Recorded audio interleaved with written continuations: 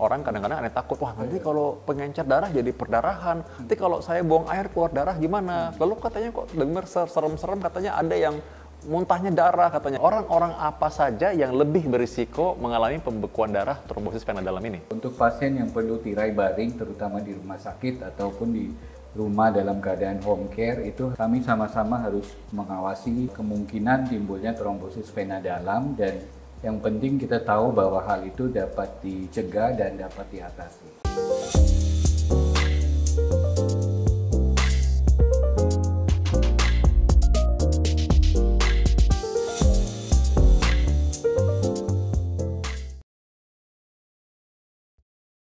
Sobat DRV Channel, kita kembali membahas mengenai hal yang banyak ditanyakan oleh orang, yaitu mengenai keenceran darah, pembekuan darah, dan sebenarnya saya sudah sempat bahas di video saya sebelumnya, yaitu mengenai penyakit dan mungkin kelainan darah yang tanpa disadari ini sebenarnya bisa menyebabkan hal yang fatal dan kejadiannya kebanyakan di rumah sakit. Namun mengenai keenceran darah ini, kali ini istimewa, saya akan bersama dengan seorang pakarnya, Dr. Rajesh. Beliau adalah seorang ahli hematologi atau mengenai pendarahan. Semua hal mengenai darah, semua hal mengenai pembekuan darah itu dipelajari dalam hematologi. Dan inilah saya bersama dengan Dr. Rajesh. Dr. Rajesh, hai. Halo. Nice to meet you. Same here.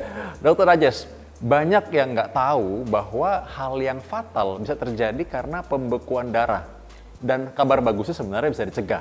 Nah, sebelumnya mungkin saya sudah pernah bahas, tapi saya pikir bahwa banyak orang yang ingin tahu lebih banyak lagi mengenai hal ini. Nah, apa bahaya pembekuan darah yang bisa terjadi pada pasien yang bed rest di rumah sakit?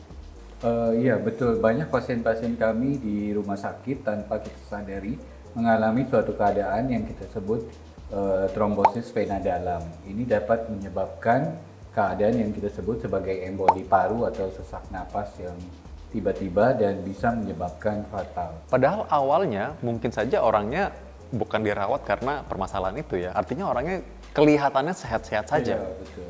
Biasanya datang untuk pengobatan medis lain, tetapi dalam perjalanannya di rumah sakit karena harus tirai baring atau bed rest untuk waktu yang lama, itu suatu resiko di mana bisa timbul trombus vena dalam atau yang kita sebut DVT. Nah, sebenarnya dalam video sebelumnya, kalau Anda belum cek, coba deh Anda cek ya. Kita sudah bahas mengenai bagaimana sih terjadinya vena atau pembuluh darah yang harusnya mengarah ke jantung, namun karena ada pembekuan darah, akhirnya dia bisa menyumbat pembuluh darah dari jantung ke paru-paru. Nah, sekarang kita akan bahas lebih lanjut lagi. Dokter, dari segi penyebabnya, faktor risikonya, orang-orang apa saja yang lebih berisiko mengalami pembekuan darah trombosis vena dalam ini? Biasanya pasien yang harus tirai baring, misalnya untuk dua hari atau lebih dari 2 hari, kemudian pasien-pasien yang berumur, misalnya berusia 60 atau di atas 70 tahun, juga kemudian pasien-pasien dengan obesitas atau yang menderita kanker dan sebagainya. Dan orang-orang ini sebelumnya mungkin tanpa disadari karena mereka dirawat beginian lama, ya yang menunggui juga kan harusnya kita lebih aware juga ya, karena artinya kan kita harus sadar bahwa ada ancaman seperti ini. Apa kira-kira mungkin tipsnya bagi orang yang menunggui pasien atau mungkin orang-orang yang mengalami ini sendiri supaya mengenali lebih cepat? Biasanya tanda-tandanya antara lain adalah nyeri di tungkai bawah, kemudian disertai bengkak dan rasa panas dan perubahan pada kulit tungkai. Tetapi dari tim medis juga biasanya kita melatih mereka untuk ada assessment untuk resiko tersebut. Nah, orang akan mungkin bingung atau mungkin kadang-kadang ada yang kaget ketika kita memberikan edukasi kepada pasien bahwa kita akan memberikan pengencer darah. Nah, ini yang kita mau jelaskan kepada orang awam, pada orang pada umumnya, bahwa apa sih kepentingan pengencer darah dalam hal ini? Untuk mencegah terjadinya yang kita sebut tadi DVT atau trombus vena dalam, karena bila hal itu terjadi maka dapat menyebabkan komplikasi atau kematian. Sehingga untuk mencegah terjadinya DVT atau emboli paru, maka perlu pengencer atau tindakan-tindakan yang kita sebut untuk mencegah terjadinya DVT. Ketika mendengar pengencer darah, kadang-kadang ada orang yang takut, dokter. Jadi pasien kita kadang-kadang kalau kita bilang, kasih pengencer darah, aduh buat apa itu? Nah, ini yang perlu kita luruskan. Apa sebenarnya efek dari pengencer darah sebenarnya sejauh mana risikonya dan bahkan manfaatnya, itu yang penting sebenarnya. Iya, pengencer itu dapat bersifat mencegah, jadi mencegah terjadinya trombus vena dalam sebelum terjadi. Misalnya kita sudah tahu bahwa pasien ini termasuk dalam kelompok risiko tinggi terjadinya DVT, maka kita dapat memberikan pengencer sebagai pencegahan. Tetapi bila sudah timbul atau sudah terjadi DVT, maka pengencer dapat diberikan untuk pengobatan. Dokter, pengencer darah. Sebagian orang salah kaprah, karena mereka pikir banyak yang dibilang, oh ini ada vitamin pengencer darah, ada minuman pengencer darah. Pengencer darah apa yang dimaksud yang kita sedang bicarakan ini, supaya masyarakat itu tahu dan paham bahwa yang untuk mencegah atau dalam penanganan DVT, ini pengencer darah yang demikian gitu. Diberikan secara injeksi atau mungkin ada yang nggak tahu kan soalnya kan. Pengencer yang kami gunakan di rumah sakit ada beberapa jenis. Yang paling sering kita gunakan adalah heparin atau yang kita sebut sebagai low molecular weight heparin atau LMWH. Selain itu ada juga bila sudah melewati masa kritis atau pasien pulang, maka pengencernya itu dapat dirubah menjadi dalam bentuk tablet. Nah ini bagi sebagian orang yang mungkin penasaran, dan ada juga sebagian orang yang memang udah cukup banyak baca-baca ya, karena mereka mungkin lihat-lihat di internet, jadi akhirnya mereka tahu sedikit. Nah nggak apa-apa kita kasih tahu supaya makin aware mengenai hal ini. Nah apa sih sebenarnya kelebihan tadi low molecular weight heparin? Low molecular weight heparin itu kerjanya lebih cepat dan monitoringnya lebih mudah.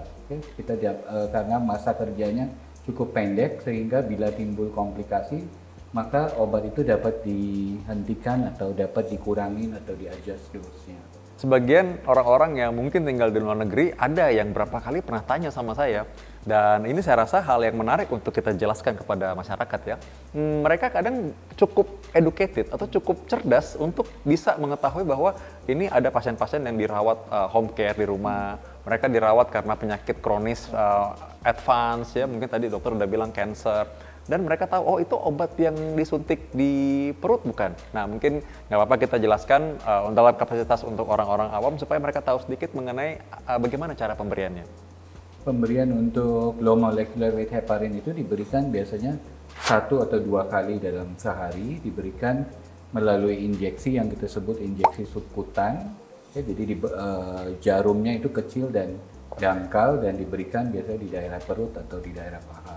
Dan ini artinya sebenarnya manfaatnya melebihi risikonya, karena bagaimanapun orang kadang-kadang ada takut, wah nanti kalau pengencer darah jadi perdarahan, nanti kalau saya buang air keluar darah gimana? Lalu katanya kok dengar serem-serem katanya ada yang muntahnya darah katanya. Nah ini kan akhirnya jadi kelewat, mungkin terlalu liar pikirannya ya.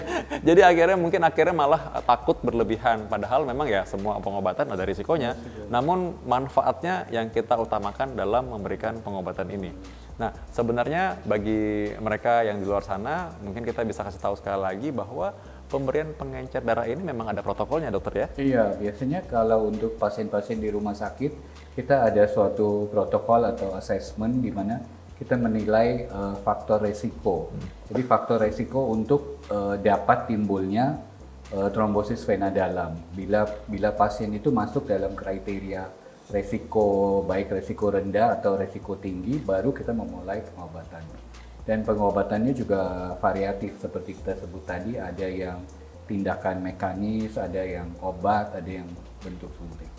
Nah baik, jadi berarti sebenarnya memang ingat sekali lagi bahwa penggunaan injeksi, penggunaan obat-obat ini tentu semuanya ada aturan, ada cara pakainya, tidak boleh sembarangan. Tentunya jika Anda memakai, kalaupun memang ada orang yang memakainya untuk perawatan di rumah, pastinya harus dengan supervisi, pastinya harus sesuai dengan instruksi dari dokter yang merawat. Jadi jangan sembarangan pakai pengencer darah ya. Dan ini pentingnya adalah untuk Anda mengetahui dan memahami bahwa pemberian pengencer darah tersebut memang ada evaluasinya atau asesmennya. Kira-kira dokter kita harus kasih juga pengertian dan juga kita kasih awareness bahwa apa saja yang bisa dievaluasi atau dimonitor ketika kita menunggui pasien nih. Terus dia dapat pengencer darah, wah ini kita harus lapor dokter nih, mungkin ada kelihatan memar atau kelihatan oh kok gusinya berdarah. Apa sih tanda-tanda yang mungkin kita perlu laporkan kepada dokter ketika merawat pasien yang sedang menerima pengencer darah? Seperti yang dokter sudah sebutkan tadi, antara lain misalnya memar atau tanda-tanda perdarahan.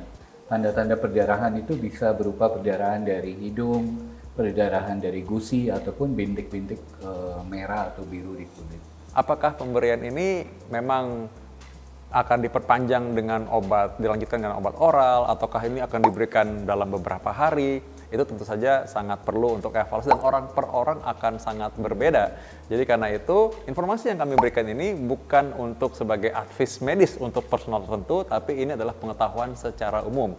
Anda perlu untuk komunikasikan hal ini dengan dokter yang merawat Anda. Nah, sekali lagi dokter, kita kasih pesan penting buat orang yang menekan ini supaya pendengar dari channel ini makin cerdas dan makin pintar ya, mengenai DVT dan bahwa penyakit ini bisa dicegah. Apa yang kita bisa berikan take home message-nya? Untuk pasien yang perlu tirai baring, terutama di rumah sakit ataupun di rumah dalam keadaan home care, itu kami sama-sama harus mengawasi kemungkinan timbulnya trombosis vena dalam, dan yang penting kita tahu bahwa hal itu dapat dicegah dan dapat diatasi. Baik, ingat bahwa masalah keenceran darah, pembekuan darah, ini nggak seperti kalau kita lihat, oh ini ada es krim encer atau mungkin makanan yang encer atau yang membeku ya. Ini darah dan ini sangat dinamis, artinya nggak semua orang sama. Ada juga manajemen dengan memberikan kompresi yang kita sudah pernah bahas sebelumnya juga, dan pengencer darah adalah bagian yang penting karena bisa mencegah penyakit ini menjadi fatal. Dan ingat, untuk setiap saat ada risikonya, tapi sebenarnya kita bisa evaluasi, kita bisa bekerja sama dengan dokter. Kadang-kadang ada pasien yang mungkin, aduh cuek sekali, jadi kita agak sulit ya kalau misalkan seperti itu. Kita harapkan mudah-mudahan Anda semua paham dan mengerti bahwa ini sekali lagi bukan advice medis untuk personal tertentu, tapi ini adalah pengetahuan untuk kita semua agar ketika nanti kita merawat pasien atau kita menunggui pasien yang dirawat tirah baring bed rest dalam waktu yang lama, atau dia punya penyakit kronis dan punya risiko untuk terjadi deep vein thrombosis atau pulmonary emboli, maka dia tahu bahwa ada pengencer darah yang bisa digunakan dan tahu bagaimana berkomunikasi dengan dokter yang merawatnya. Dr. Rajes, terima kasih. Sampai ketemu lagi dalam episode selanjutnya.